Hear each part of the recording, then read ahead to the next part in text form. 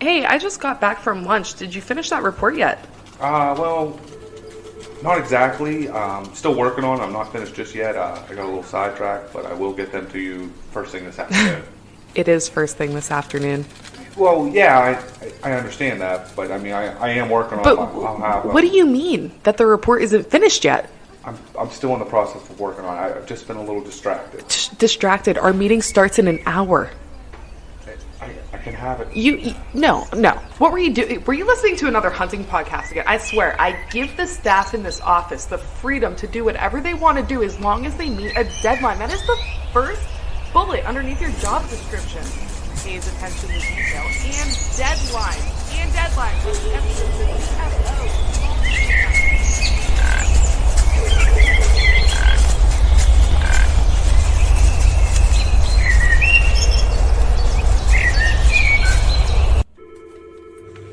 Dude, are you even listening to me right now?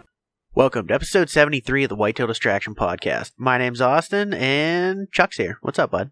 What's going on, man? Not too much, man. Just distracted by whitetails, you know. Yes, I do. Oh, yeah. You know what? After this episode, it got me, it definitely had me distracted for whitetails. I was off the kick. You know, I was 100% turkeys. I think you were too, but. I'm still ready for turkeys, man. Something about shooting a big-ass screaming chicken in the face with a shotgun just has me excited.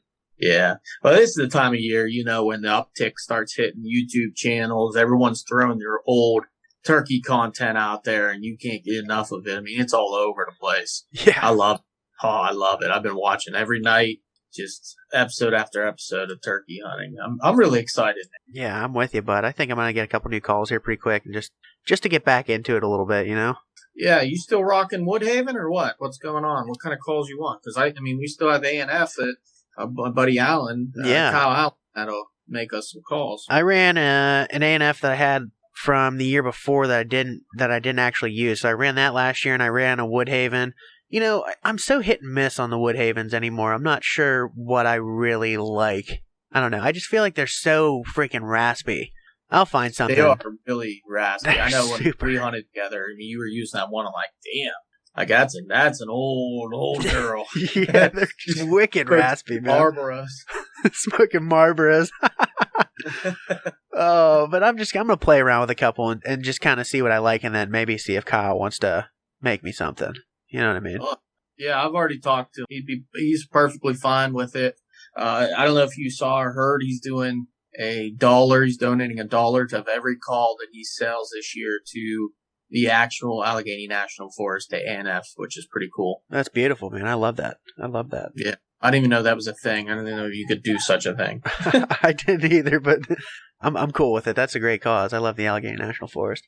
Yeah, I mean, it makes sense too, you know, so. Yeah, definitely. That's cool. I'm glad to have met him and become good friends with him, you know, playing college baseball and stuff with him. And he's a good dude. So, yeah. No, I totally agree, man. Way we can help him out. But yeah, man. But, you know, I miss it. I miss deer season a little bit, man. I don't know about you, but talking to the Fennell boys here, it had to get you jacked up. I know it got me jacked up. It has me wanting to go out and put some miles on the ground and see if I can find some bone, man. Yeah, shed season's upon us pretty much. I don't know. What do you think? You waiting a little bit, or you going out early with all the cold weather we've had? Man, if the snow melts, I think I gotta go out and just hit a couple of the spots that I know some other people might hit. So that's kind of my plan. But if the snow doesn't melt and it holds on for a while, I'm gonna be stuck inside, I guess. Yeah, I mean, it was just snowing here a minute ago. I think we're gonna get a little bit of more snow, but probably nothing real cumulative. And I don't know, maybe this weekend I'm planning on doing a little rabbit hunting Saturday. So I don't know if you're available, but we might do a few hours of that Saturday. Just try to get out. Yeah, we'll see what's going on. Another buddy actually asked me if I wanted to go rabbit hunting too. I don't know what I'm doing Saturday. I have to build a bench. I don't know. Maybe I'll put it off. We'll see. Yeah, benches are for March. Benches are for March. I like it. I like your style. But this episode, man, it's a great episode. I really had a good time talking to these guys. They're both really super easy to talk to. They love hunting. So, I mean, what's better than that? Talking to guys that love hunting. Exactly. And local guys, PA boys, been here, hunted their whole life, hunted 2D. I ran into them down in 2B hunting some public ground, doing the same stuff we do, and it's just like you can tell right off the bat we're the same kind of people. Yeah, absolutely. I'm right there with you, man. Well, let's not delay any longer, huh? Yeah, let's quit babbling. Let's get them on. All right, man. Let's do it. All right, welcome back to another great episode, boys and girls. We have a couple special guests for you today, local PA boys that give the meaning of Pennsylvania tradition to a T. These guys have grown up in it. They've been around it their whole lives, and I am extremely excited to talk to both Mike and Rick Fennell, father-son combo. Funny thing, we'll get into the story how I met Mike. But they are with the Grip and Grin Outdoors. So, Mike and Rick, how you boys doing tonight? Good, man. Thanks for having us. Yeah, we're great, man. I appreciate it. It's great. Thanks for having us. Yeah, absolutely. Yeah. We're excited to have you guys on.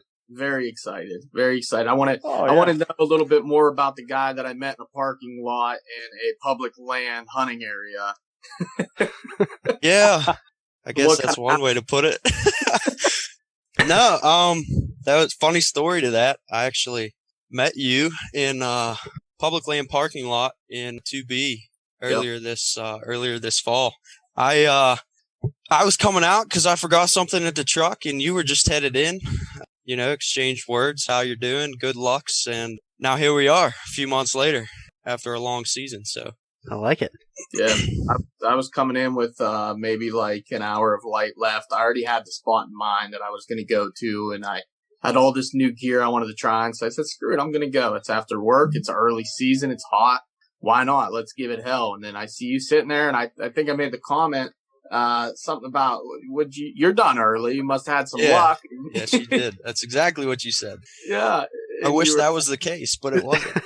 I just forgot stuff at the truck. Yeah, you forgot. Now, didn't you leave a business card or something in his window or something? Did I hear that? Yeah. That is correct. That is correct. Yeah, I offered you your my rope. I think you forgot it was my tether. Your tether. Yep. Yeah, I was like, well, hey, I'm a saddle hunter. I got one. You want to use it? You're like, no, I have one. I just forgot it. I just forgot it. I was like, all right, cool. And then I never even saw the card. I went and luckily I stopped for gas right there at the gas station on 19, and I pulled out and I saw it sitting there in the light. I'm like, oh shit. So then I grabbed it. I was like, oh, no shit. That's pretty cool. And I figured I'd reach out to you and like, hey man, exchange words, and we do the similar stuff. We're doing the same shit, we seem like pretty similar guys. Let's get you on a podcast. And here we are months later. It's pretty cool. Small world. Ended up finding out we even hunt like similar areas. So that's pretty cool. Yeah. Did you ever go in that area I told you about, that little doe spot? Right after you told me, I walked over there, looked around. Honestly, don't be surprised if you see me back in there at some point in the years to come. But by all means, it's a good I walked in, checked it out, and I was like, I'm just getting out of here. I'm already late. I'm already sweated up. I'm just going home. Yeah. Thank you for the tip. I appreciate it. Absolutely, man. It's about helping another outdoorsman, That's what it's about. I mean, if you're not doing that, then I feel like that's how us as a group, as hunters, just get bad name. We get our bad rep. So certainly. Well, why don't we jump into getting to know a little bit more about each of you, if you want to kind of introduce yourself and just a small background. It doesn't have to be anything huge, but if you want to tell us a little bit about each of you so the listeners get to know you a little better. Oh, well, Dad, you got a little lengthier background than me, so I guess I'll let you go first. Well, I grew up in Armstrong County, spent my whole life here. And we had talked earlier, I come from a large hunting family. I mean, both of my parents hunted. My grandparents on both sides hunted. It was huge. I mean, it was really important to carry on that tradition. So, when I did have kids, I thought, well, I'm going to have to pass this on. I mean, my parents didn't have a lot of money, didn't give me any large fortunes to carry on, but they gave me their love of the outdoors, and I was more than happy to pass it on to Mike and my younger son Matt. So. But, and I mostly gun hunted, but I didn't start to bow hunt until, I was probably 16 years old. We were small game hunting, and I was with my dad. And this guy come up out of the woods in full camouflage, and my dad knew him. So we stopped, and he come up to the door and was talking back and forth about seeing deer and this and that. And when we left, we drove on down the road. I told Dad, I said, you know what? I want to do that. That looked really cool. Actually got a bow for Christmas that year, a compound, and the fire was lit, and I haven't looked back since. I mean, to date, I've only ever killed one buck with a gun, and so I've been all bow. And then, and it was a lot of fun. I took the compound after 4, 5, 6 deer, got rid of the compound and shot traditional, and I've been shooting traditional ever since. Oh, man. And I love it. And I've shot way more deer than I had taken with the compound. However, I will say this, I have missed way more deer than I probably would have missed if I'd have stuck with the compound. But that's pretty much it. I never did a whole lot of small game hunting. For me, it's pretty much been deer, archery in the fall, turkeys in the spring. I don't really even fish that much. So, but that seems to be my gig. And then the whole filming aspect, I've tried off and on in my early years. I'd carry those big camcorders with the full VHS tape in it. Yeah. And it was a disaster. Probably a lot of guys probably tried that back in the day, but it wasn't till we were walking out. I was telling Mike this earlier, when we were walking out that spring morning when he killed his very first gobbler, and it was such an amazing hunt, took over an hour, and we were walking out with him carrying his bird, and I'm thinking, God, I wish we'd have had that on video, so, eventually we started working our way into it. We made our own, camera arms, and it went from there. So, but it's just a lot of fun. I like it, man. Cool. I like that little caveat that you put in there too. I've missed a lot more than I would have with the compound. Oh, I'm going to be honest. Yeah, buddy. Yeah. I throw up an air ball every once in a while. Yeah. That's very honest. I appreciate that. No problem. All right, Mike. As for me, man, I remember all I remember is shooting a bow. I don't know anything else. I mean, there's pictures floating around the house of me when I think I was 3 shooting a little fiberglass recurve up at my grandma's. And my cousins and I used to play a game that we'd shoot the arrow straight up in the air, and if it stuck in the ground when it come down, we killed whatever we were shooting at. And if it fell over, then we missed. And since then it's an addiction, man. I mean, I'll be the first one to tell you that I am 110% addicted to this sport, to this game, to hunting. And it's progressed over the years. Dad's told me stories about when I was little and he would leave, how I would cry because I didn't get to go. And that's true. Now, you can't get me away from it. If I'm not doing it, I'm thinking about it. If I'm not thinking about it, I'm talking about it. And if I'm not doing any of that, well, then that just means I'm doing it. We shoot religiously all year, and then the amount of time and effort we put into it is crazy. It's mind-blowing to me to think of everything else that's going on in the world today, and that's kind of my getaway, my escape. And man, if I ever lose the fire for that, you might as well just bury me then, because that's just what I do. It's kind of funny when Mike was just a toddler, to get him to sleep, we'd go spotting deer, and he wouldn't go spotting for deer unless he had his camouflage on. So it was ingrained in him at a young age. I like that. But it's funny. Well, I remember his very first turkey hunt. I woke him up at 4:00. I went in and woke him up and told him to get up and get around. I went to the bathroom, and by the time I come downstairs, I'm telling you, it couldn't have been 10 minutes or so. When I come down, walked into the living room, he was sitting on the couch in full camo, ready to go. So, I mean, he was that, he was that about it. Now I try to get him up for school. No way. Man. You tell him you're going hunting, he's ready to go. That sounds like me so much. It's so weird. That's just, like I said, man, that's just part of who I am. It's the lifestyle I live. I mean, we're not just out there filling tags. We're eating every single thing we put on the ground, and extremely grateful for the meat we put in the freezer, for sure. No, absolutely. And you know what? It takes a lot of dedication to shoot your bow year round. Most guys, and I gotta admit, I'm guilty of it too, I don't start shooting until probably June. I might shoot for 3 months before the season or something like that. We might shoot a couple of 3D shoots or something like that. And, I'm guilty of it. I can say 100% I'm guilty of it. And you know, I when you mean, shoot trad though, though. you have to shoot year round if you shoot trad. I do, especially. I have to, and I feel it. I'm not a great shot anyhow, and I need all the practice I can get. So, but you need to shoot. You need to shoot year round. I think. I would agree. It's no different than scouting or anything too. We scout, run trail cameras. We try to all year round. We always tell each other there is no off season. There's none. Oh yeah.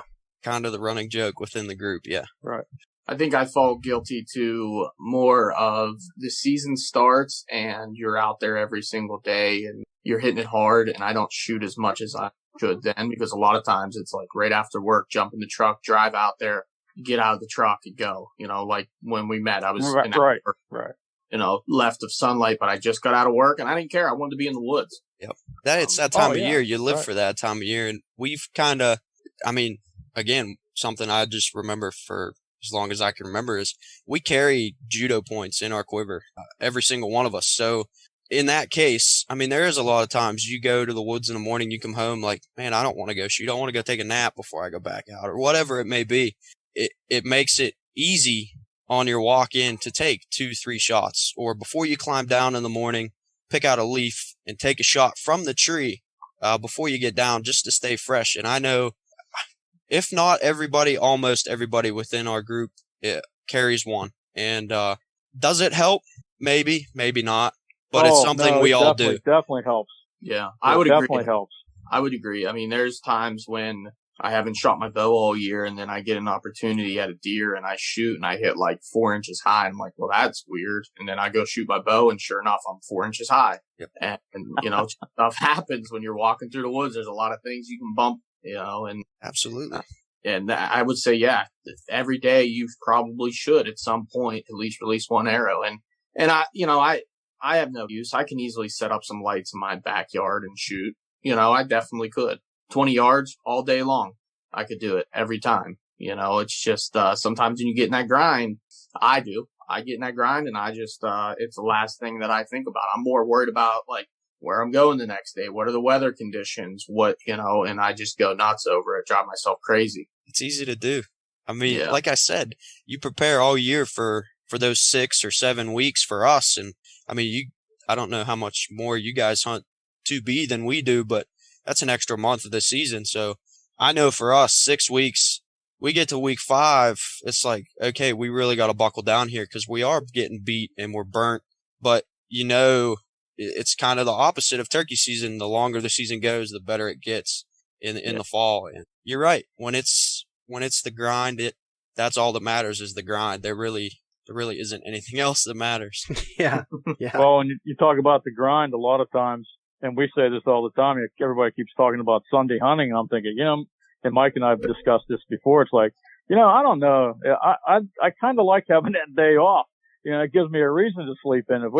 If they allowed that Sunday hunting, I suppose we'd have to be out there doing it. So that's kind of a double-edged sword there, bud. I'd have a lot less lifestyle, but I would love every minute of it. Yeah.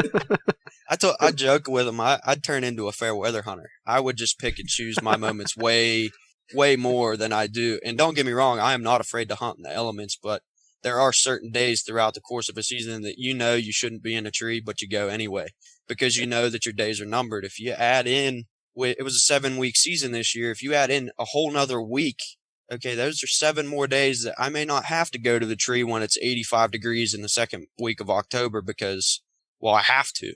Yeah. So that, like you said, it's a double-edged sword when it comes to Sunday hunting. Yeah. No, I totally agree, man. I'll take them all, personally. I agree. I would, too. I spent more time in the tree this year than I have any year, so I agree. I actually missed a really nice buck that Sunday of rifle.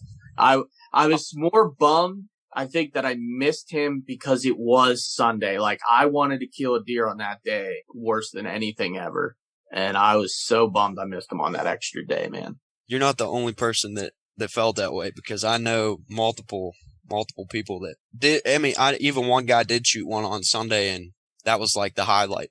You know, it was like I shot a buck on the first Sunday of rifle season in PA ever. So that was. See, that was kind of, I went out the first Sunday of archery, and I'll tell you what, around here, nobody had any business being in a tree that day. It was like 60-mile-an-hour winds. Like, trees were coming down, man. It was... That was 2 days after I shot the buck I shot this year, I think. Yeah. It was a gnarly day, man. It was... I went out and I stayed in on a field edge. I wasn't even in the trees, and it was whipping. I left early. I was like, it's not even worth being out here. I did stay that night. I stayed till dark. I climbed up maybe 5 feet up in the tree. And after the second tree I watched fall to the ground, I climbed down and stood beside my tree for the rest of the night. And I knew I wasn't going to be anything. I mean, it was like legitimately 60-mile-per-hour wind gust. But you're out there. But I was out there. There was no weather. Can't shoot them on the couch, man. Yeah. No. Yeah, you can. 60-mile-an-hour winds or not. Yeah. If you're not there, there's 100% chance you're not going to get one, unless you hit one with a car or something. This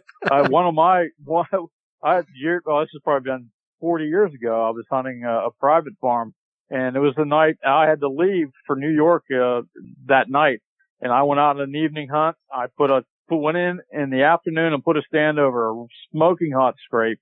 By the time I went in there in the early afternoon to climb in my stand, there was a thunderstorm moving in. The winds were high, and I climbed in the tree, and I'm literally standing there with one arm around the tree as the tree's swaying back and forth thinking, what am I doing? I have absolutely no business being in the tree. I wasn't in the tree half an hour, and I turned around, here come a buck, and I never even heard him. The next thing I know, he was standing next to me. And I shot him, and he ran 60 yards and fell over. And by the time I got back to my truck, it was a torrential downpour. But I had no business being in the tree, but that's just how things work. Unreal, man. You gotta go. Yeah, I hear you. And sometimes those weather days are some of the best. Days. Yes. You're right. I agree. Yeah, absolutely. you're right. Just not that day with the high winds. Nothing was moving. It was a Sunday. They don't move on Sundays. Yeah. That's Yeah. Oh, man. Well, let's take it back just a little bit. Let's get into when you started Grip and Grin and what Grip and Grin's all about. And let's hear a little bit about it. Who are the guys on the team? You know? It all started kind of as a joke. I remember Dad coming home one day. This was back in 2014, I think. Dad come home from work, and he just looked at me and basically was like, I've been watching these videos on YouTube, and I want to try it. Like, I'm going to get a camera, and we're going to try it. And I'm like, at first, I was a little skeptical. I'm like, man, what we do is hard enough already. Now you want to implement more movement, more gear.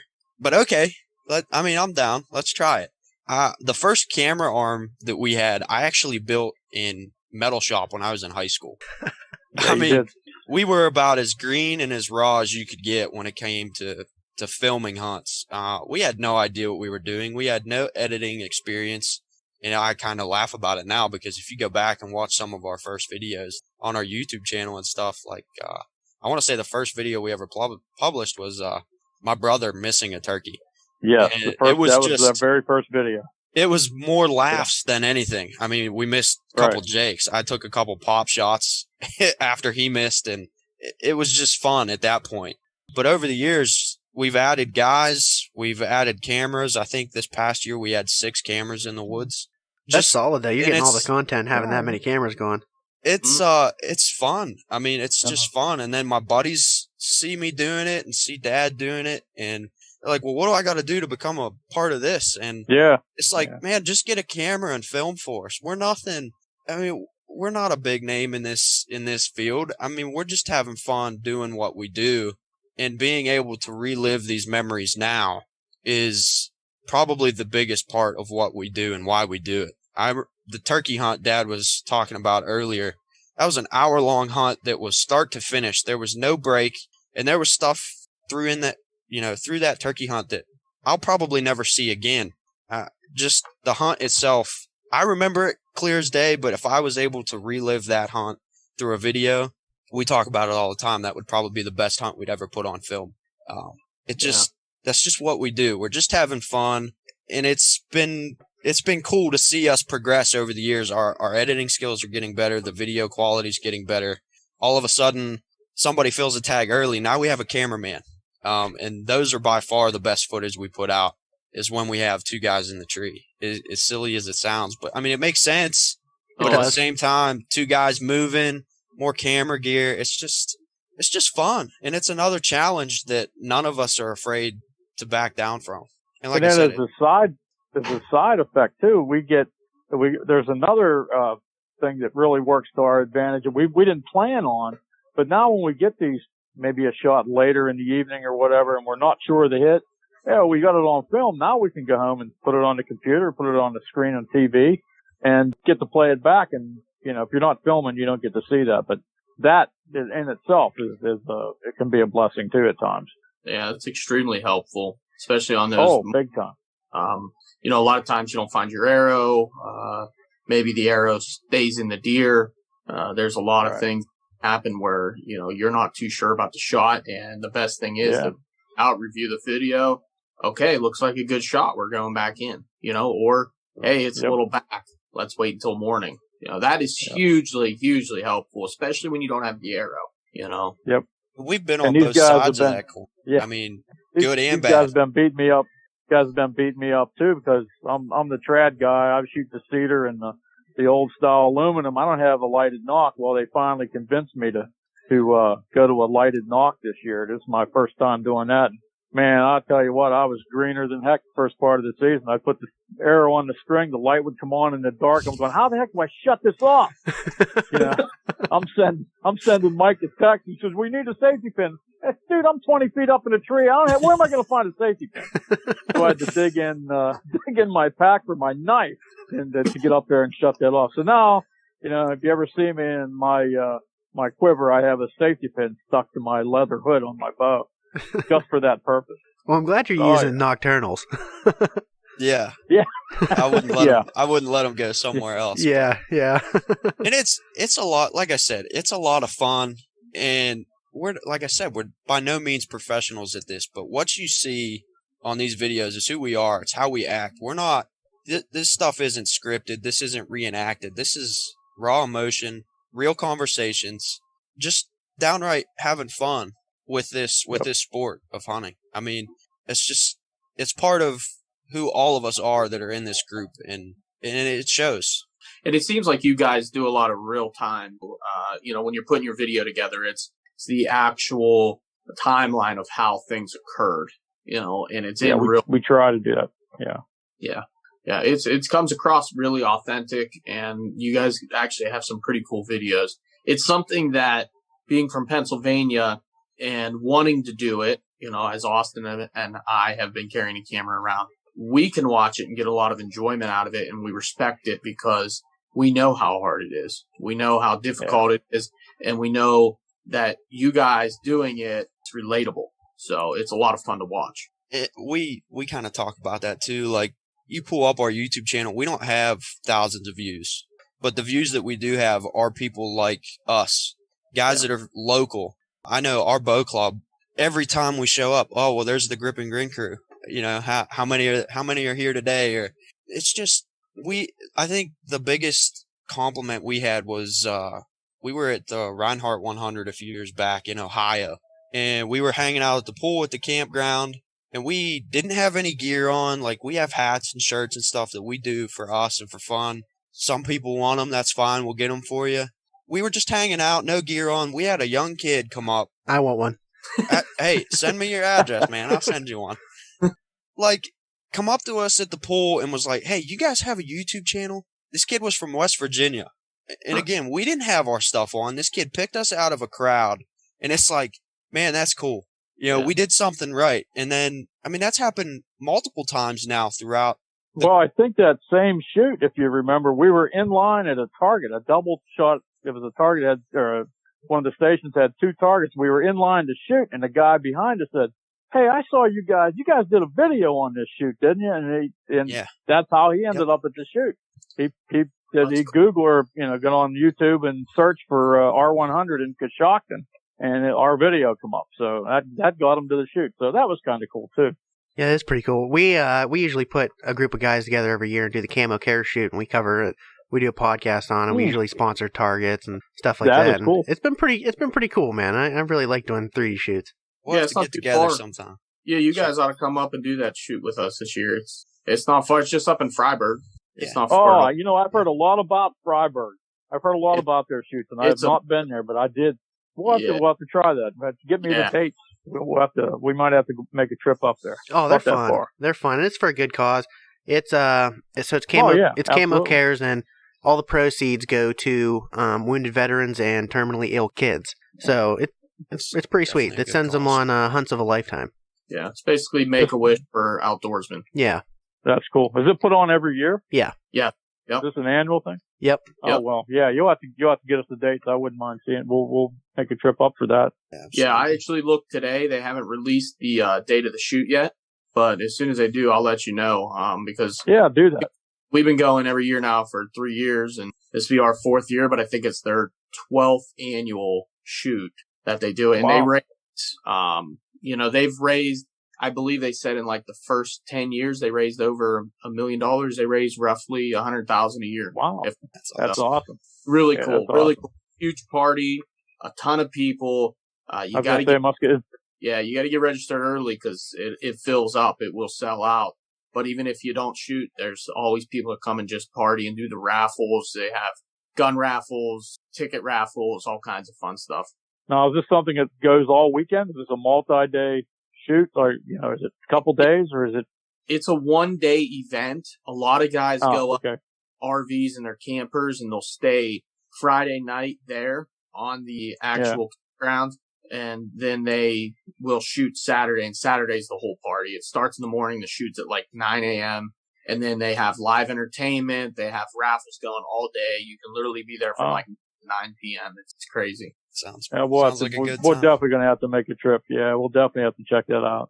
Yeah, 3D that targets. Like it would be a 30 target course, all outdoors. The one course is really cool. There's a lot of like uphill, downhill shots, and it's pretty fun. That's cool. Yeah. Yeah, that sounds like a good time. So how did you guys come up with the name, I wonder? Because it's a pretty cool name. That was my next question. This, again, that's all Mike there. just having fun with it. And this kind of transpired really quick from the time we were like, hey, we're going to start filming to like all of a sudden, okay, well, what are we going to do with the videos? We're just going to keep them. And Dad's like, well, we'll just make a YouTube channel. And then that led to, well, we need a name. And it didn't take me very long to come up with it because to me, grip and grin, that's what I'm trying to do at the end of every hunt. I want to grip and grin. It just kind of stuck. Like some people were like, well, that's more of a saying. Yeah, but that's what we're doing. I mean, we're gripping and grinning. We take grip and grin pics. And then the logo, I just threw something together. G&G in some graffiti style letters with some deer antlers. And we played with that multiple times. Tried incorporating a turkey beard or spurs at one point. There's just, again, it was just something we had fun. I drew that original logo by hand. That's cool. And my younger brother, he's more of the tech side of things. He's not big into the hunting side, and that's fine. Nothing against that at all. He understands it. He supports what Dad and I do, and he's our technical support, we call him. He took my original drawing and made it digital and cleaned it up and made it what it is. Yeah. I can dig that. I like that you kept it all in the family too. The entire process was all still family related and within both you, your brother, and your dad. I mean, that's something you'll look back on and be like, that's something, the project that we did as a family. It's, you'll be talking about forever. Right. Oh yeah. And it's went through the roof from what it started as. I mean, at first it was just, hey, we're going to do this for fun. It was me and Dad, like I said, and then all of a sudden buddies start seeing it. Well, hey, what do I got to do how to can become? I get involved? Yeah. Well, just get a camera and film for us, man. Right. Put a video out every year. And then my brother, like I said, is huge into the computers and technical stuff. Got us on Facebook and Instagram. Made our own website. Like we have our own website. GripandGrinOutdoors.com. In the processes of trying to get some of our our shirts and hats and stuff. A few years ago, we did a 3D schedule when the main websites were down. We put together a 3D schedule that we had on there with all the local shoots. It's just, the possibilities are endless in reality. It's just a matter of how serious about it do we want to get, and time and money, really. Yeah.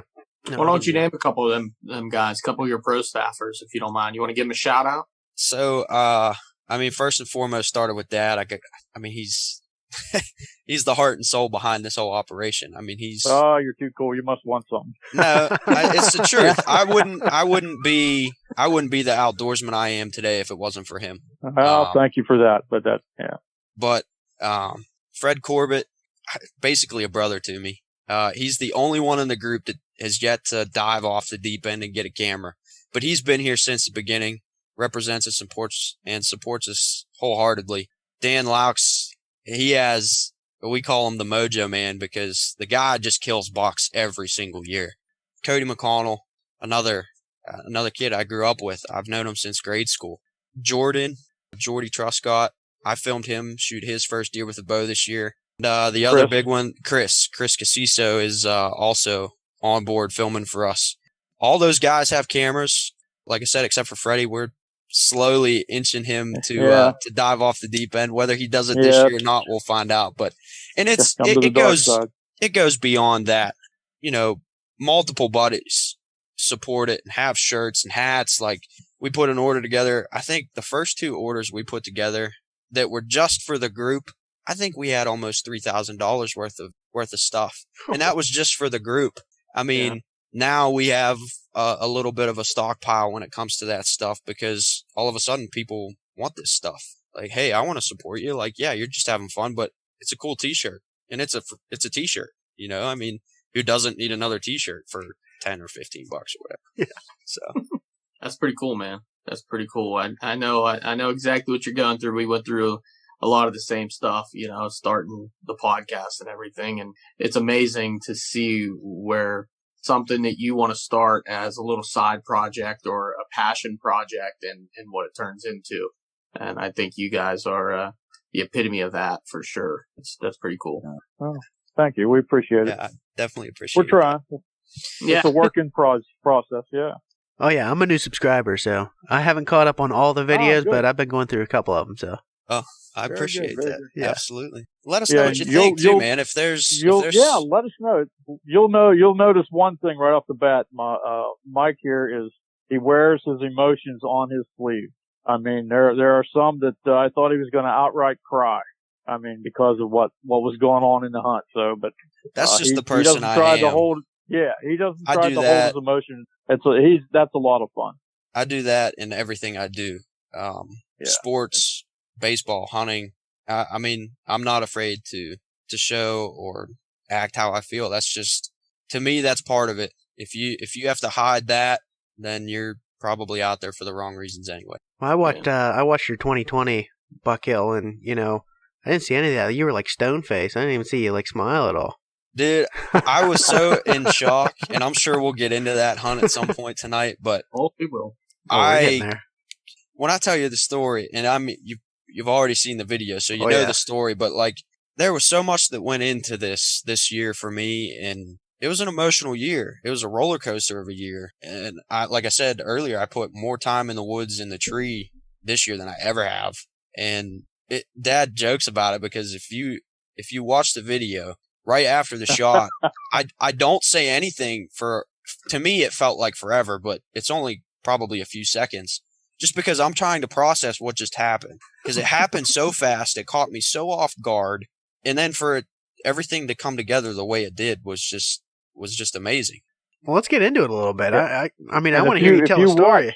If you watch, you can see his binocular because binocular case on his shoulder, on his binos, on his chest.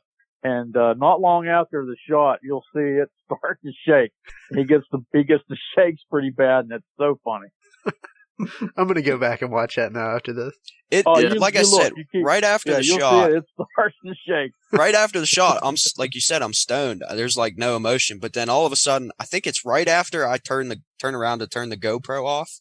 I turned back around. You can just see it literally. And now, I mean, nobody's going to see this, but you guys can see me right now. It literally on my chest, it just starts going. And I remember that clear as day. I remember the first time we watched the video on the big screen and I pointed it out to Dad. I was like, and the shakes start now, right as the pack starts shaking. And it's obvious. Like you can see it clear as day start shaking, but what a year it was in the woods for me. Yeah, I want you to recap the whole year. I don't want you to start with the best story. Yep, that's what I'm talking about. For the end. Well, I'll relay one of his hunts. And, I wasn't in the tree with him, but, it was on the same farm, actually. It was an evening hunt. He's on a bean field. And usually, what we do is when we get down out of the tree, usually we'll call the other one, let them know, hey, we're on our way out, whatever. Well, yeah, you do. Well, it got to be well after dark. And I was with my wife and I said, yeah, I can't believe I haven't heard from Mike yet.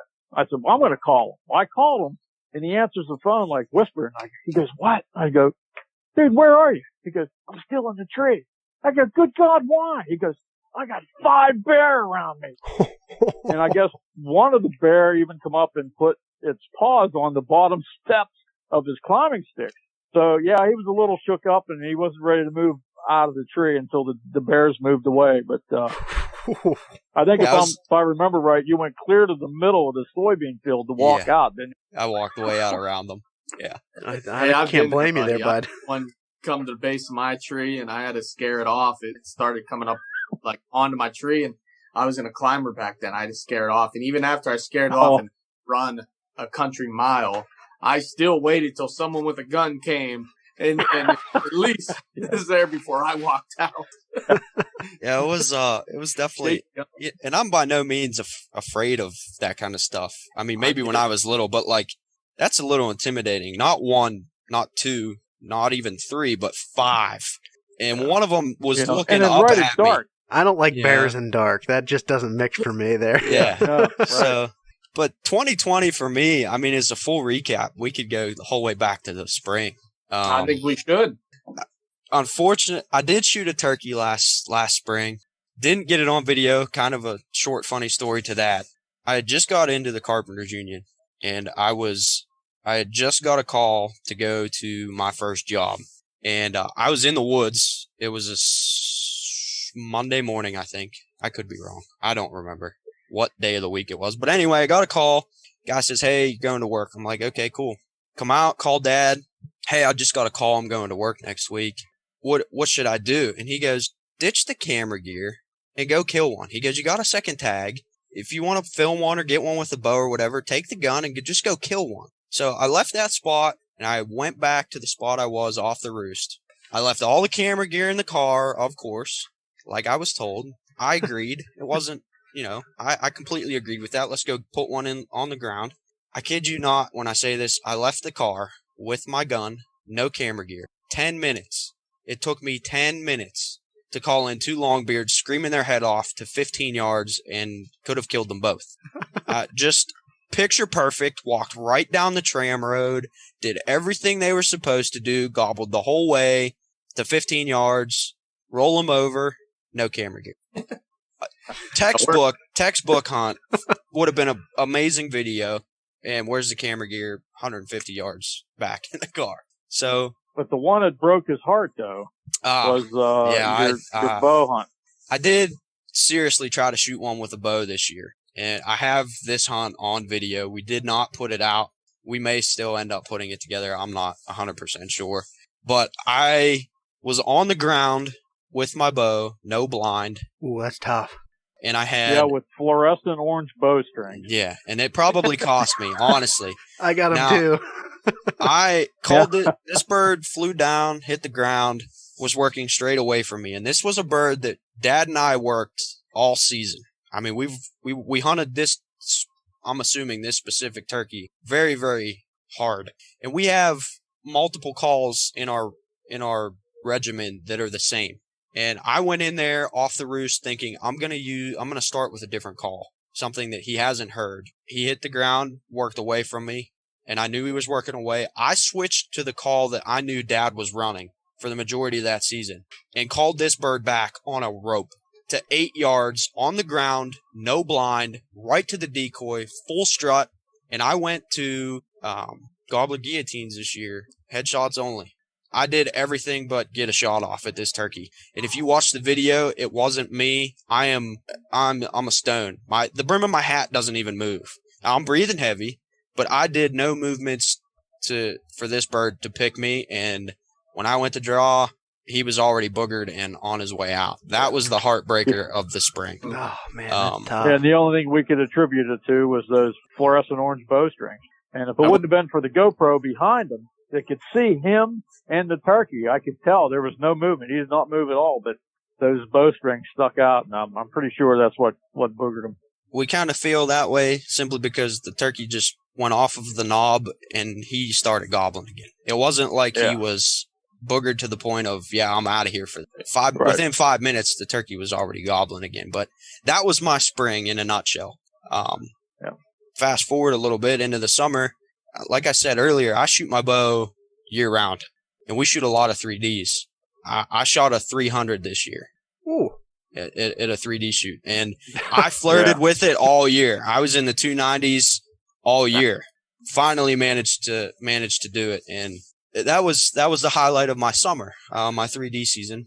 Shot a 300 for the first time. I've never done that. I mean, what can you complain about that? I mean, that's pretty awesome, right? Like 300. I think I live around that 230 range there. Yeah, and I must say, if you would have asked me 2 or 3 years ago if I'd ever shoot a 300, I would have laughed in your face because I was going through the worst case of target panic ever. Like, I did not even want to pick my compound up.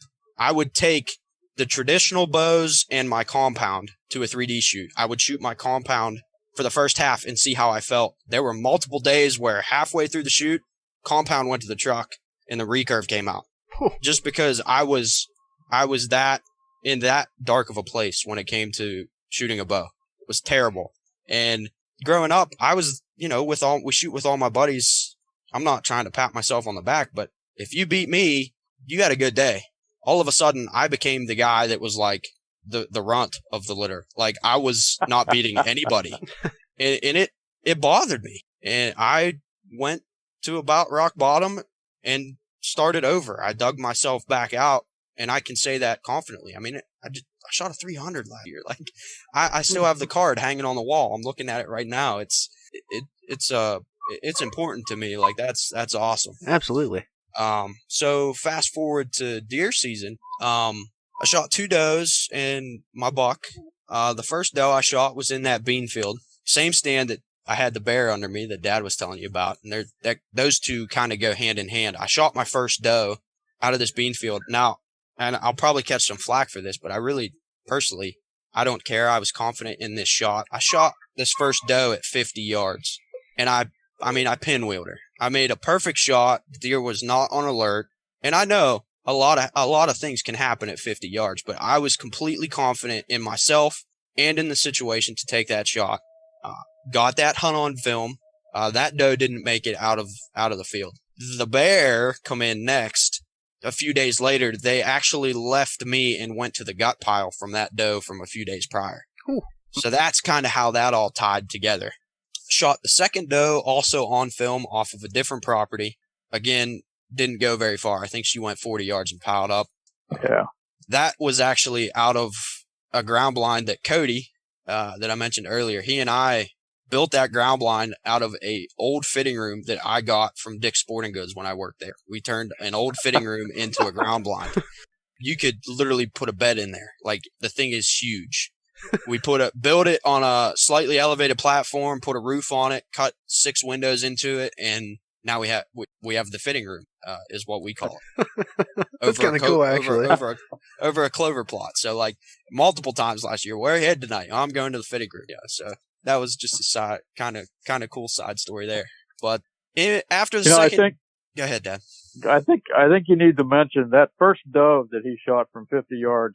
Over the summer, we decided to tinker with our arrow setup, and we went to a high FOC single bevel broadhead. Now, Mike was shooting 190 grain single bevel grizzly. Okay. And when he hit that doe from 50 yards, it actually, on the offside leg, it actually cut the humerus bone completely in half. I'd never seen anything like that in my life. Yeah, I remember you had a pretty nice arrow setup with the wraps and everything on it. Yeah. I think we briefly mentioned that when we ran into one another, but yeah. And that's another thing. Like, for me, I don't, none of us do. Dad and I, especially, we don't shoot factory fletch. We get shafts either bear shaft, or as soon as we get them, we're stripping them and we do them ourselves. That's, again, kind of within the group, we all have our own color scheme. We all have, it's just, it's our way of making our setups part of us. I like that. I shoot, like I shoot orange, Dad shoots yellow, Cody shoots green, Freddie shoots red. I mean, we all have our, it's fun. It's something you get to do with, with your setups. So, but on the arrow setup side, I will probably never shoot anything else. Completely sold on that setup. Had amazing performance. But in between the second doe and my buck kill, I did hit a bear with my bow this year at 10 yards. I'm going to say partially on film. I had footage of it. I didn't 100% get the shot. I kind of blocked it out. And if you would have asked me that night, I would have bet the house that night getting out of the tree that I killed this bear. I was 100% like, I smashed this thing. Pinned him to the ground, did a barrel roll, broke my arrow off, and barreled out of there. And it literally looked like somebody took a bucket of paint and just dumped it for 100 yards and then not another drop. And I did absolutely everything in my power to recover this thing. I mean, 5 of us and a dog went in the next day and could not turn this thing up. Oh, man. I didn't pick my bow up for 5 days. I didn't hunt. I didn't want anything to do with it. It just made me sick. Those opportunities just do not come around every day. I mean, a bear with a bow in PA. Pennsylvania, yeah, that's pretty like impressive. That just doesn't happen. Oh, man. So, do you think maybe the hole got plugged up with a big hunk of fat or something like that? Or it may have. I talked to the lady that brought the dog in just through conversation. She thinks I was too far forward and only caught the offside lung. Man, I honestly, I don't know. To this day, it still stumps me, and it bothers me, and it probably will until I end up killing one. I've never killed a bear with a gun or a bow, so yeah, neither one of us have either. It's the bear's vitals a little farther forward than a deer's vitals. They're back. I think they're further back. Oh, okay. I had that backwards. So I think they're further back. Yeah, that probably played into it because instincts took over, and I said, okay, right behind the shoulder. Yeah. And it was slightly quartering to me. So I could see where I did only get one lung. Now, hard lesson to learn, but lesson learned. Yeah. I won't make that mistake again.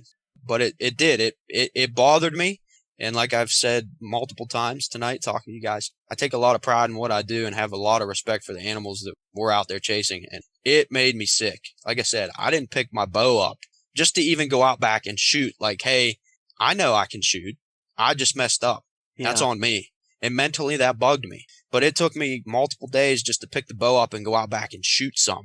And then a couple more days to get back into the tree. So fast forward a couple days, maybe a week, I had to go to training the last week, which was the 7th week, for work of our archery season. So Friday morning, the 13th of November, I went into the tree knowing that I had 3 days to hunt, and that was it, Friday, Saturday, Sunday.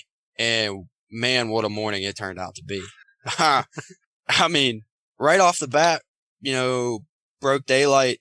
It was slow. I think I saw my first deer around 8:15, and it was a spike come off the hill behind me, just cruising through. I was thinking, okay, cool. Noticed he's looking down into the creek bottom in front of me, stood up, saw another buck dogging 3 does. I grunted, I bleated. I couldn't get those deer to do anything. I mean, they had one thing on their mind, and that was running. Yeah. So as soon as they worked off, did a rattling sequence, had another spike cruise through. And all that happened, those 6 deer were in a half-hour time frame from 8:15 to 8:45. And it's November 13th. I'm thinking, man, if it's like this all day, we're just going to have to try to sit this out as long as we can go. Yeah. Well, all of a sudden, now it's 10:30, and I haven't seen another deer.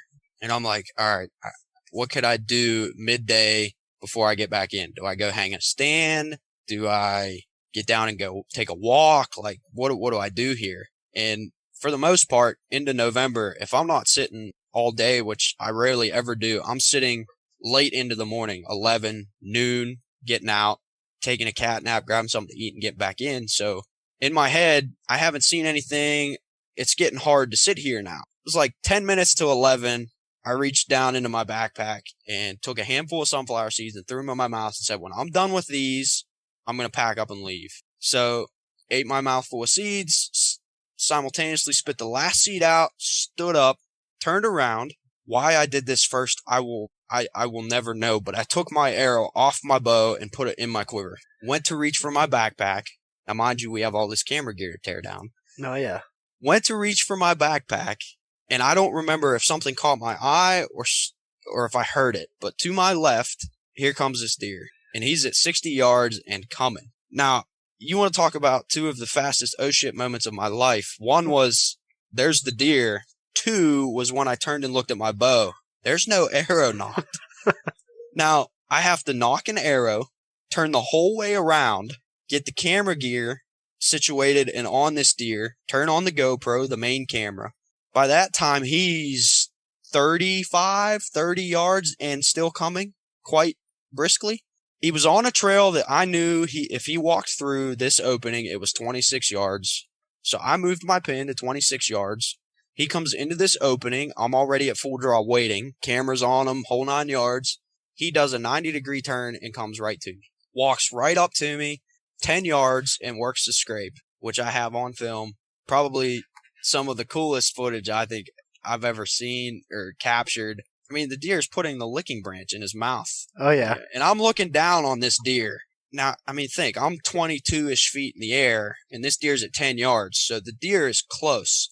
And I'm looking down on his rack, and I can clearly see that it's wider than his body. I can clearly see that this is a big deer. I don't know how many points he has. I know he's legal.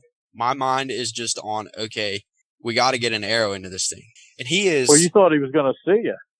Well, there's nothing between him and I at 10 yards, and he's working this straight. I could have sworn he was going to see you, man. I turned my bow sideways just to try and break up my outline. I didn't have a face mask or anything on at this point. Like, I'm climbing down, and I'm looking down through my bow at this deer working this scrape. And it was then that I realized my pin was still at 26 yards. Now, I shoot a single pin slider. At the very bottom of my slider is 20 yards. 20 and in, I can shoot same pin. I don't have to hold any different. Deer finishes working this scrape, comes right underneath me, walks into my next opening, and I just threw the camera to that hole because I knew it was that opening or it wasn't going to happen. And at that point, I had 3 days left. The season I had was an up and down roller coaster. I had already had 2 bucks that I had encounters with, shot off of neighboring farms.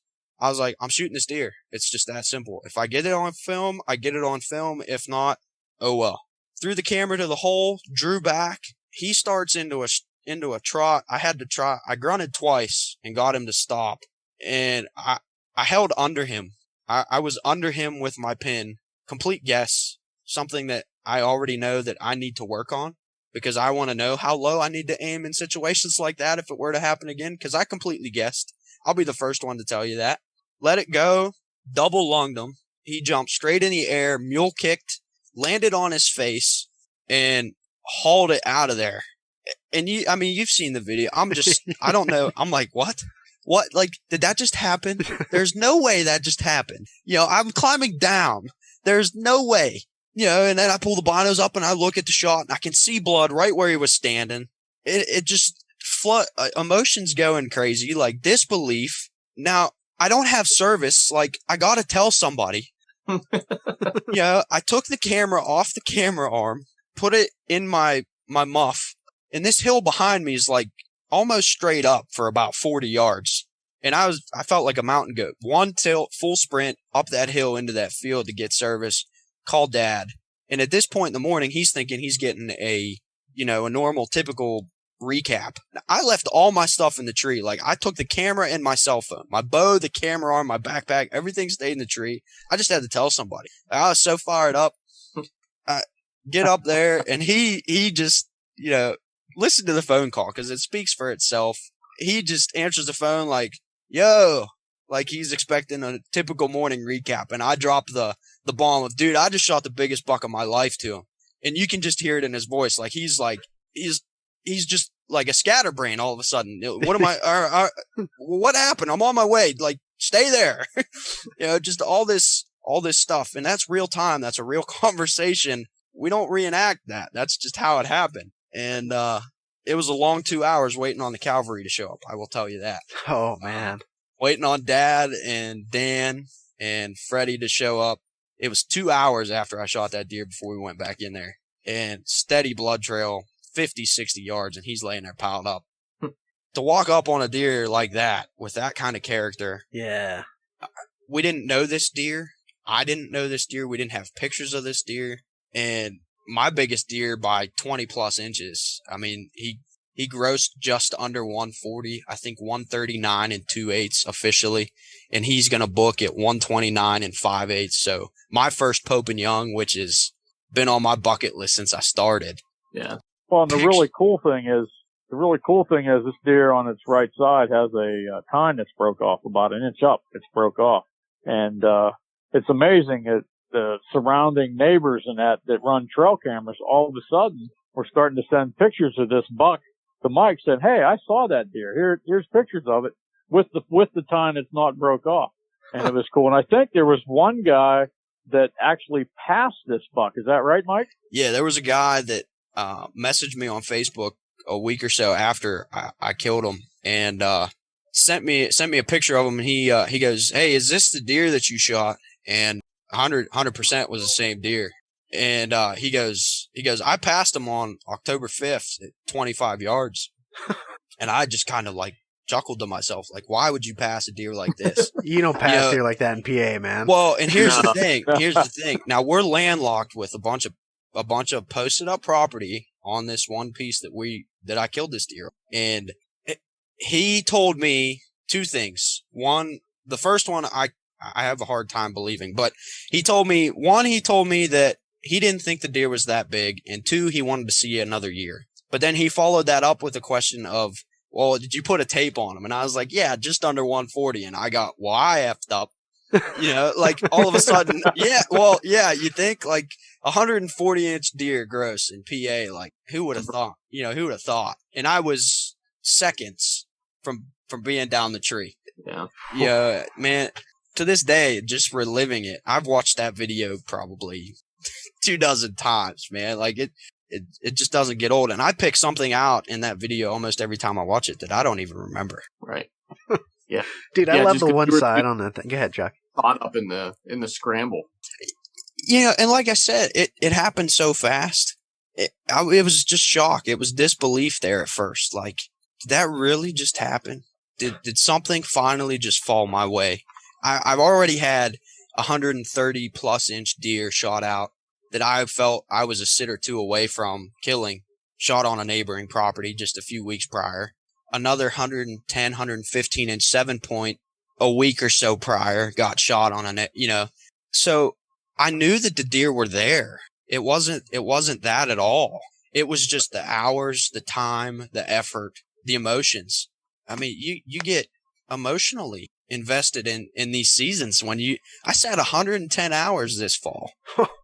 That's a lot of tree time. That is a lot of tree time. But with that being said, I was rewarded. I averaged over a deer an hour this year. I saw 29 bucks and I think 87 does or something. Yeah, 88. Over a deer an hour. Like, that's awesome. That's pretty awesome. Like, I've never had numbers like that. And I mean, I haven't really logged them. This was the first year that I logged them, but I got to spend all season in the tree because I was laid off work. Yeah. You didn't hear me complain. No. But like, man, what a year 2020 was for me in the archery world, whether it be, 3D or deer because best year I've had by far. All right. So I'm not even the deer you were after. Not even the deer I was after. Not the deer even I was deer after is still out there. Oh, man. He made it through the season. As far as we know. We don't know. He's in the class of a deer that if he would have got shot, I feel like I would have heard about it. Yeah, that's where mine. That's how I'm feeling right now. I'm hoping. I'm itching to get cameras back out and hopefully get some pictures of this. Oh yeah. Whew. Dude, I love the story. I love the video too. I mean, that really is an impressive deer. I mean, congratulations on that buck. Thank you. Thank you. Awesome buck, man. The character on it's crazy. The one side I love it. It's got those little stickers all over the place. It's kind of bladed out a little bit, pomaded. Yeah. It's cool, man. Big crab claw on the same side. Yeah.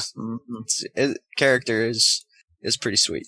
I like it. See the big old grin on your face. I can't help it, man. I mean, like I said, Pope and Young for me has been bucket list since I started this whole thing. And, you know, my dad's been hunting 40 some years and he's never even shot a Pope and Young. So, like, to me, that accomplishment I mean, like I said, it's a reward. I spent the time, I put the work in, you know, and I know guys that do that and don't get the reward, but you're not going to get the reward if, like we said earlier, if you're not out there doing it. You know, it's a no-brainer for me. I mean, we said it earlier, we say it all the time. There is no off season. Yeah.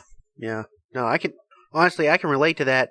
This past year wasn't so much for me. And Chuck, previous years we've been out all the time, scouting all spring, putting trail cams, running everything all summer, hunting all fall, doing the same thing through the winter and just starting over again.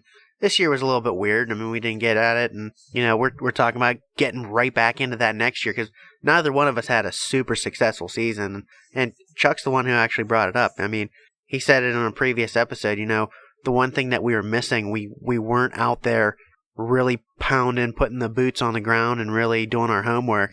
And, you know, in my opinion and in his, obviously it shows. Yeah. I think I let work get a little too much a hold of my priorities, which just sounds horrible, but you know, work has to. Yeah, but you have to work. Yeah, you have to finance this habit we have of hunting deer. Oh yeah. So you have to work.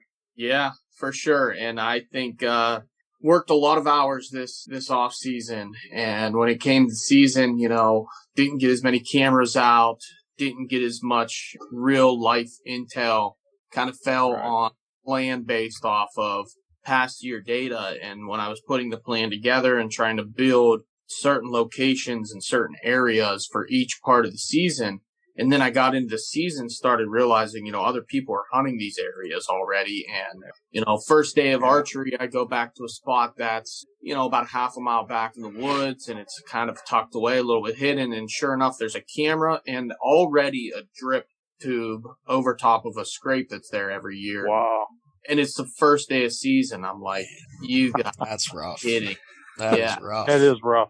You talking about boots on the ground too. I shot this deer out of a stand that we hung the first week of November. Oh. We found this spot mid-season. Yeah, we went in the pouring rain. I mean, on a Sunday, we went in. It was, like we said, even when we're doing it, we're still trying to get better. I mean, we hung this set mid-season on a whim. I mean, I stumbled across a scrape line on a bench that led right to a huge community scrape in the perfect pinch point for the rut. 2 weeks later, I shoot the biggest deer I've ever killed. Oh, yeah. I mean, there's nothing wrong with that, man. Hunting that hot sign, really getting in there. I mean, that's, if you listen to some of the bigger guys, listen to Jared Scheffler, like, he hunts on the ground a lot, and he's constantly going, he hunts hot sign constantly. If he gets through a piece and there's nothing there, guess what? He moves on to the next piece. On. Yep. You know, you got to do that. And when you do it in season, I mean, look, it pays off. Exactly what you did. Hunted hot sign, bam. Biggest deer of your life. And I, you know, for the first time, and, you know, I've passed deer per se in the past, but I've passed bucks that I have hanging on my wall this year that I could have shot on film. Yeah. But you have to do that. If you want to shoot something quality, you do have to let the little ones go, dude. You do. Yep. Absolutely. You know. Absolutely. Yeah, I would agree. I mean, you can see, you know, behind me here, there's my first 4, you can't see one. My first 3 archery bucks are right behind me here. And, you know, I think the biggest one is maybe 110 inches. You know, but those were my first 3. I shot one in PA. Nothing wrong with that. No. I mean, absolutely. And one of them's an Ohio buck. I shot my first ever archery buck in PA. And then exactly 1 week later in Ohio, shot my biggest archery buck. And then I shot this half rack, really cool 6-point side bucks the next year. So I was on fire there for a little bit. And then it got to a point where, you know, like you said, I kind of started to mature now. Okay, finally I've done it. It took me I've been archery hunting since I was 14 years old. I think it took me 12 years for me to shoot my first buck. And I mean, that's a lot of time spent up in a tree, a lot. Yeah. I messed up a lot.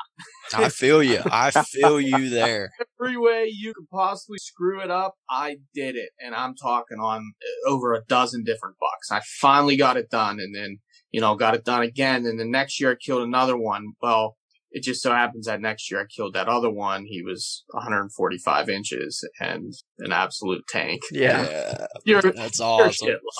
Hey, sometimes that's just how it happens, dude. I mean, Cody, perfect example. The kid, love him to death. I put him in my tree 2016, the year I shot that 9-point that I was showing you guys earlier.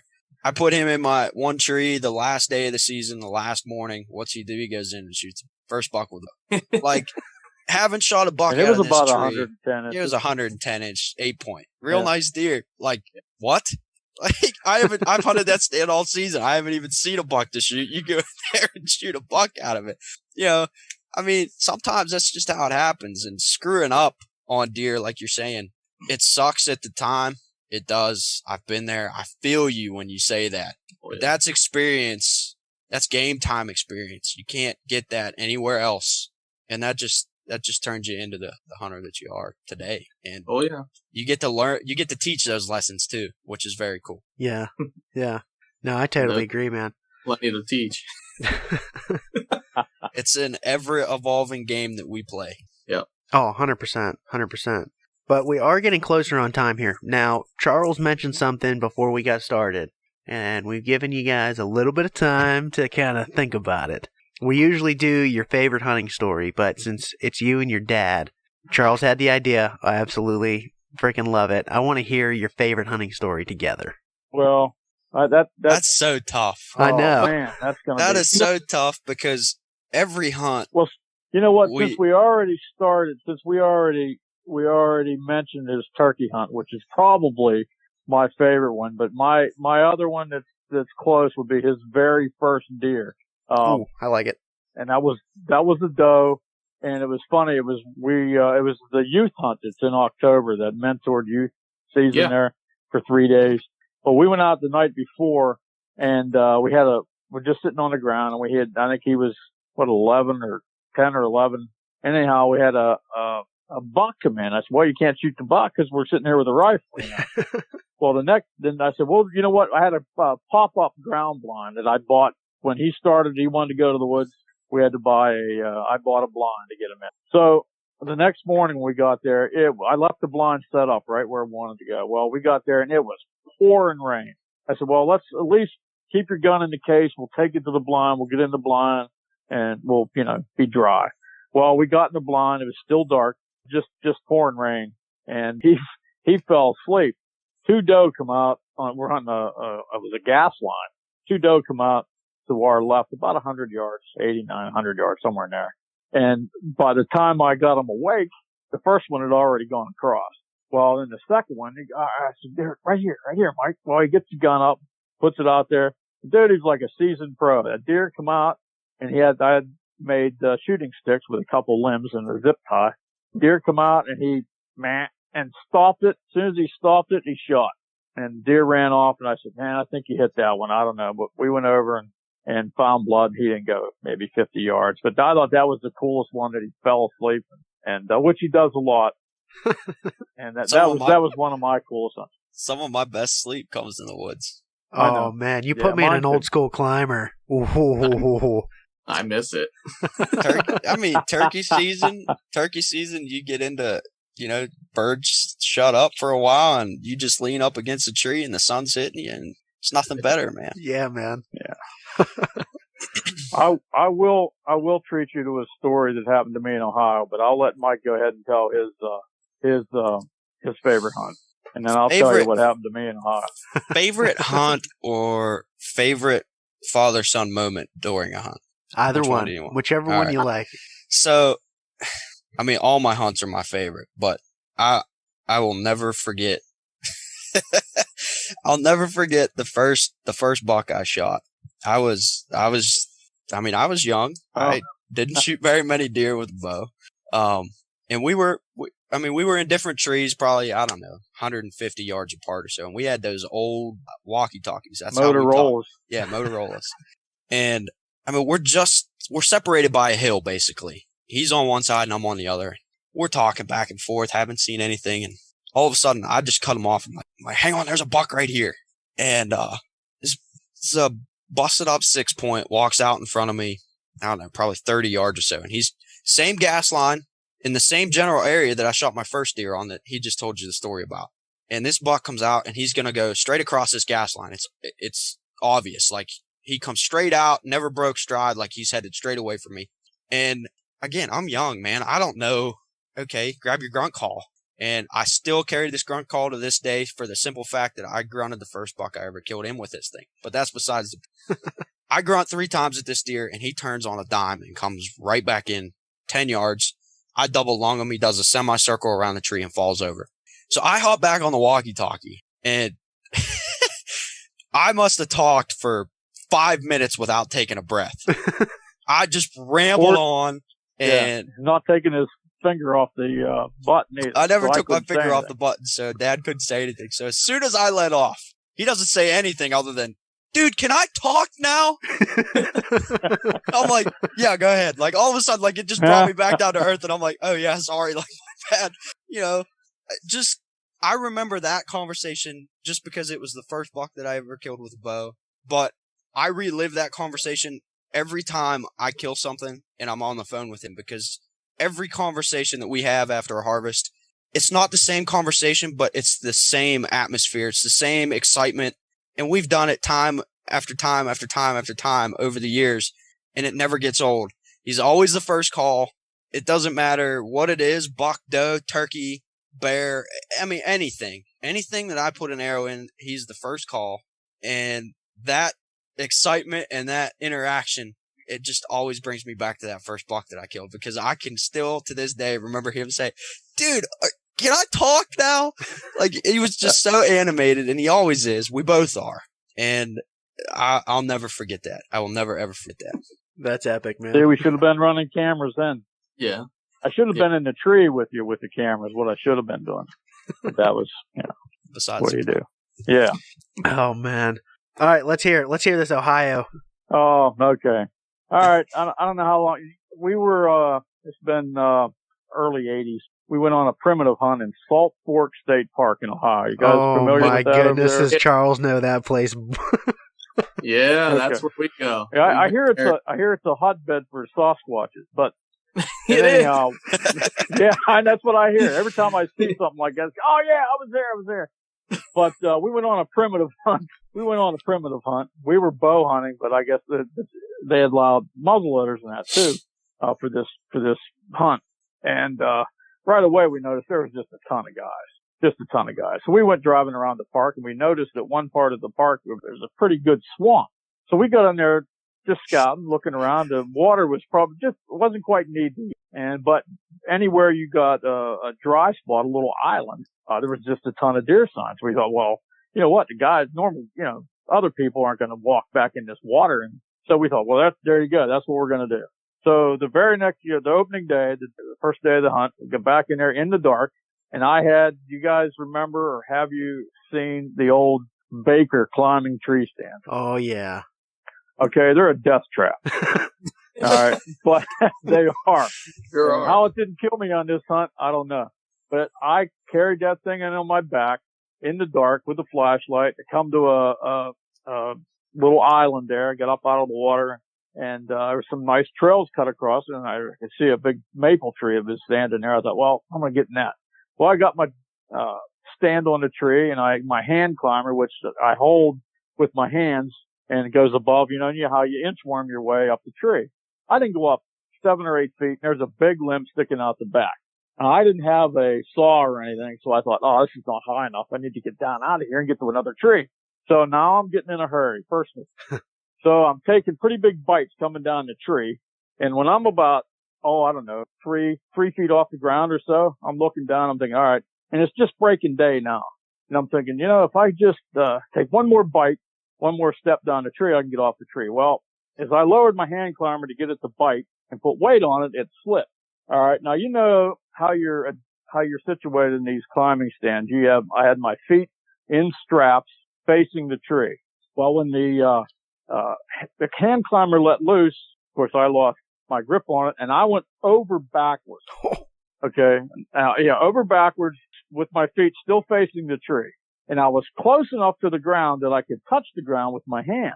And I thought, I better slide my bow out of the way so I didn't fall on it. And the first thing I thought was, well, this is kind of funny. Now I'm going to see a deer, Well, I thought all I'd have to do is sit back up. Well, that's not the case. As soon as I started to move, I got a pain down my left leg. And at this point, it's not funny anymore.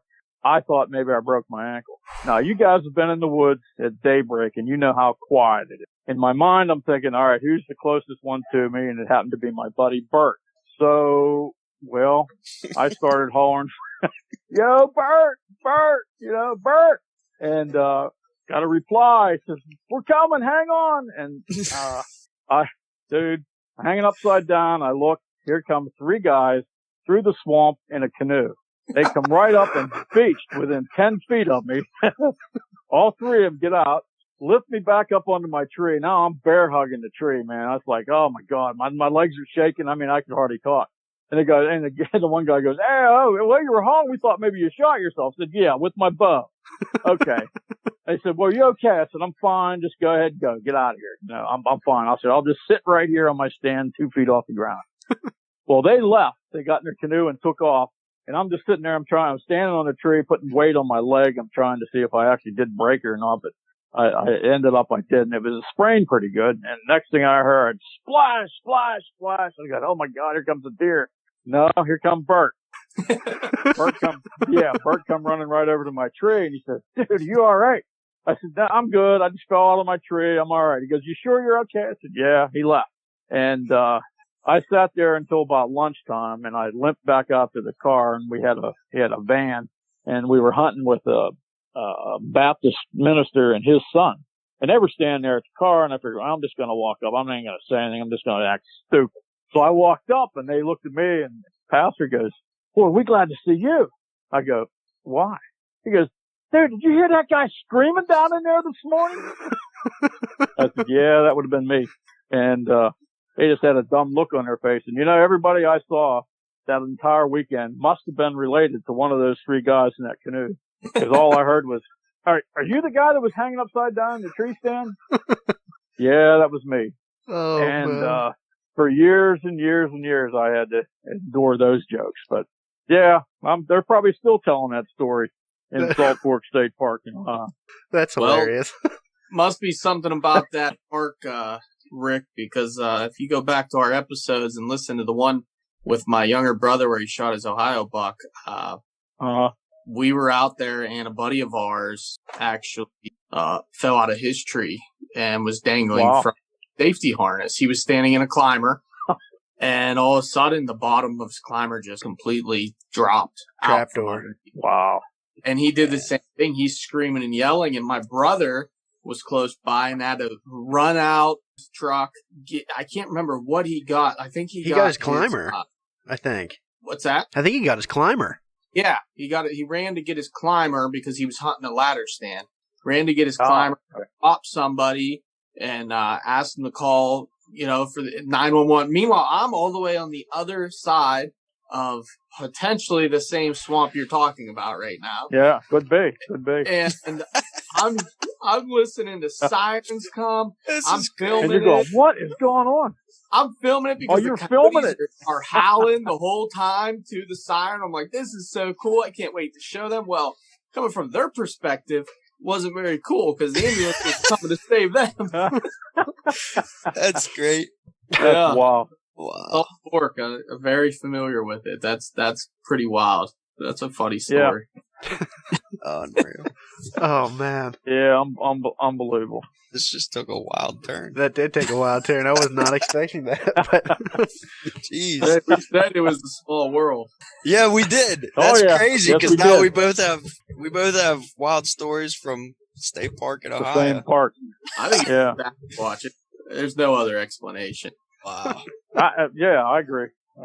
Every time I see a program and they mention about seeing the squatches on Salt Fork State Park, I was there.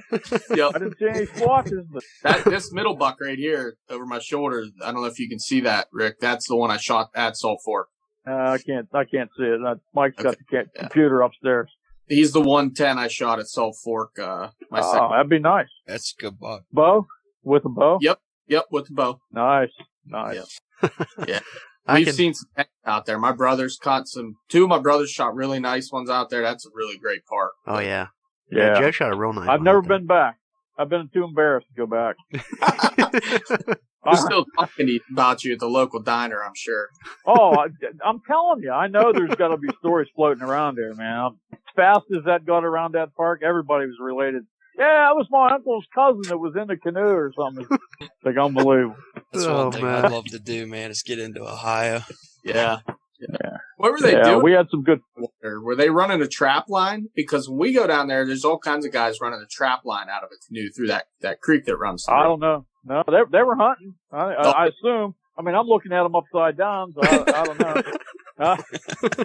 I mean, I was glad I wasn't in West Virginia. I was in a bad way.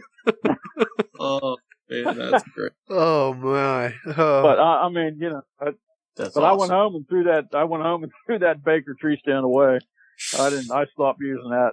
I had too many close calls with that thing. Yeah, it's a different feeling when you feel a climber slip. Oh, yep. That was the worst one.